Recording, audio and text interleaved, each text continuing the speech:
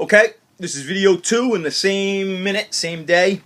I don't know if I'll download it at the same time, but the two records I just showed, the Quartz record, and I meant to say, just to add on, Quartz had a reunion a few years back, and without the original singer, and they put out at least one record of like old stuff they overdubbed and the new singer sang, and I didn't find it that interesting, but it looked like they did some live performances with a younger singer, and it looked pretty cool. And the original singer only died like maybe about 2 years ago. I can't remember exactly, but that's the end of Quartz. But the other record that reminds me of Quartz is this punk record, which is fairly uncommon, by Warsaw Pakt, and it's called Needle Time, and it's put in this generic cover too, and I think there was 5,000 pressed, and the band stamped and put these stickers on so everyone looks slightly different.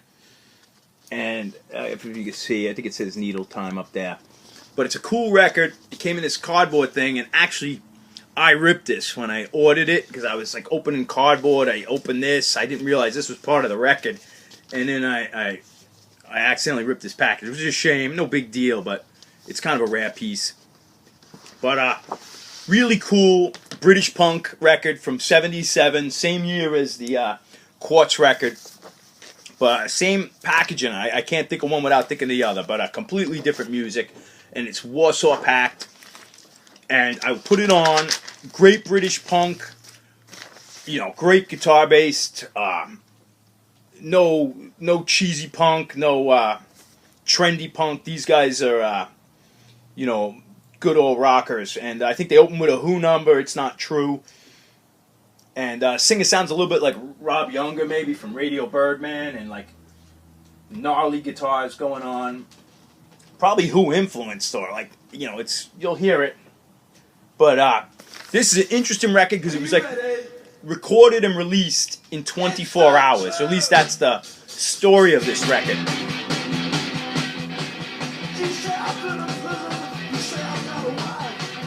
But I don't know if they exaggerated or what, because it's printed, the timeline's printed on the sheet, which had to get in the record, so I'm not sure the order, but it's Saturday, 26th of November at 10 p.m. This is where it starts. It's got the timeline. And they write it all up like through the hours, like it's a log. But they run through the record. 11, they record side 1. 12 p.m., they record side 2. At 1 a.m., the master to be driven to Leicester very fast. The master arrives at Leicester factory at 2 a.m. A couple hours to do the stamper at 5 a.m. And then at 8 a.m. the stamps to be driven to West Drayton very fast. They get there at 10 a.m. Sunday morning. Positive stamper to be made at West Drayton. Pressing plant sets up the press at 11. Cooling time for 2 hours at 12. They start packaging the record, putting the stamps on it at 2.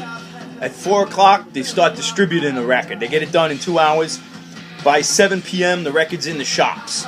So less than 24 hours, according to how it is, this record's out. Cool thing about this record, and we're going to go down a rabbit hole. I'm just going to keep going, and I'm probably going to bore everyone's socks off. But this features, it doesn't feature, but one of the members is Andy Colquhoun, was a guitar player who had a stint with the Pink Fairies, and it ties in with a whole family of bands and different members. And the drummer is Lucas Fox, the original Motorhead drummer, which is the original Motorhead band, was Larry Wallace from the Pink Fairies and Lucas Fox was the first Motorhead. And they put out, they didn't put this out, but it was it was released as On Parole maybe in the late 70s. Mine says 76, but I think this might have been more like 79 when it came out. I don't know, but this is the first album Motorhead, the early stuff,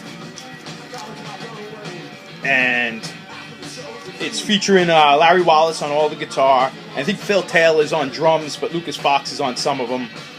And it's featuring, not featuring, but it's got Motorhead and Lost John, or Lost Johnny, which were two Hawkwind songs that Lemmy brought over from Hawkwind. But it's got City Kids, which is kind of it used to be a staple of Motorhead, but that's written by Mick Farren from the Pink Fairies. Not Mick Farren, excuse me. City Kids is written by Larry Wallace from the Pink Fairies. and Lost John was co-written by Mick Farren from the Deviants, and you'll see the Deviants and the Pink Fairies all fit together. And this is where we're going to go on our journey. I'll show you some Pink Fairies, and I don't remember the order of the records. This is Pink Fairies were a band like them and the Deviants kind of hung around and swapped members and were part of the scene. They were almost more of a gang of people as opposed to bands, but they did put out records. And they were almost like anarchists, maybe a little hippie-ish, but more like pranksters and drunks and druggies, and just a really counterculture group of musicians who weren't nice and trendy as the hippies, but they hung out with Hawkwind, so they were like, Pink Fairies were a sister band to Hawkwind. They would play together, and I think they'd call it like Pink Wind Tours. And they swapped band members. Pink Fairy band members went into Hawkwind and vice versa. And of course, Lemmy was in Hawkwind. But this record, I don't think this record is that great, but it's definitely a period piece. And there's that one. This is a really good record. Kings of Oblivion, and these are all reissues. I don't have any original Pink Fairies here. Great record. And they were a trio in the early days. And Larry Wallace is a singer and guitar player. Duncan Sanderson, Russell on drums. But they do City Kids on here. The original City Kids before Motorhead did it. Chambermaid's a great tune. There's sometimes they do like goofy songs because they were so on drugs and messed up and just studio tricks and being funny, and it kind of sounds dated and doesn't hold up. But when they hit a rocker tune, man, they're great. And they certainly have a handful of good tunes. Then Neverland, which I only have on CD, which is a really good record, you know. And it's got the song "Do It," which I believe Henry Rollins, the Rollins Band, covered, but probably named after the Jerry Rubin book. Jerry Rubin, one of the Yippies, was it the Chicago 7 or whatever they were, with Abby Hoffman. But "Do It's" a great tune. And "The Snake" might have been a single, but it's a bonus track here. "The Snake" covered by Tank. And I don't know, it's just a CD, I don't need to show it, but those are basically the 3 studio records. Then I got, I don't know, some CD, Live at the Roundhouse. Not all this is great. Twink and the Fairies. Twink was the drummer for a bit. I don't know, some unreleased stuff, live stuff, who knows. But as long as the price is right, great track on here. But the Andy Colquhoun from Warsaw Pakt we'll listen to was in the later Pink Fairies, and this is like a reunion record from '87, and I do not recommend this record, but it's just for collectors. But they had a revival back when the psychedelic scene was coming back in England with like Doctor and the Medics and all sorts of stuff. What else I got? Pink Fairies, this is them from like the late 70s. This is probably 77. 76 on Stiff Records, but killer 2 tracks, almost more pub rock. Was it Between the Lines and something with a fight or something? What was it? Spoiling for a Fight. Great Stiff Records. If you're into punk rock and Stiff Records, great pub rock, punk rock, and also, I don't know, it's not psychedelic at all, but as long as the price is right, I pulled out Dr. Feelgood covered it, written by Larry Wallace. It's a great single, great tune, and Dr. Feelgood, the classic punk band, did this, and it's on United Artists. It's on a Weird Brown, and this is '79, so it's kind of cool. Dr. Feelgood, who's mainly covering, you know, 50s and 60s rock and blues and rhythm and blues tunes, cover a Pink Fairies tune. Pretty cool choice. I pulled out a Mick Farren, the guy who co-wrote Lost John and was in the Deviants. I have some Deviants like compilations on CD I didn't pull, but this is later Deviants from '77. These Deviants were like 69, 71 kind of thing, but screwed up, and this is almost a little punkish. And that Andy Cloquin might have even played on this one. But Let's Move to Supermarket. And all the songwriting's by Farron, Rudolph, from Rudolph and Wallace from the Pink Fairies. Which was kind of cool. And then I had a CD. This CD's from a book called Keep It Together. And that's probably how I learned most of my information. But this book is The Cosmic Boogie with the Deviants and the Pink Fairies. It's a cool book. I'm not saying it's the greatest. I'm not saying these bands are the greatest. But they're very interesting scene that happened in London.